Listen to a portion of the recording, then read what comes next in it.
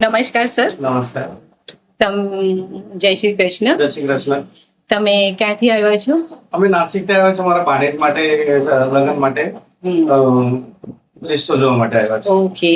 અને તમને અમારી અહીંયાની લગ્ન ઠરલે.com ની માહિતી ક્યાંથી મળી તમને?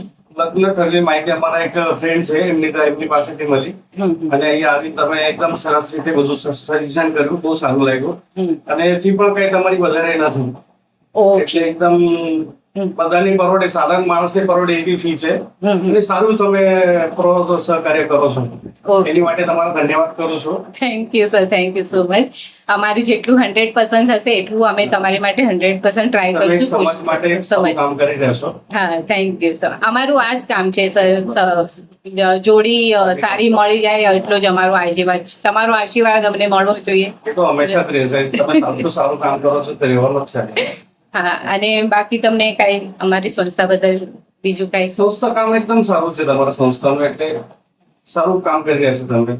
ઓકે. જોડી જમાવાનું કામ શું છે, આ એકબીજાની વધારે માહિતી રહેતી નથી. આ સંસ્થા મારફત હા હા. બધી તમે માહિતી પુરાવો છો અને આ લગ્ન કરાવો છો તો એક લોકો માટે એકદમ સારું કામ છે આ.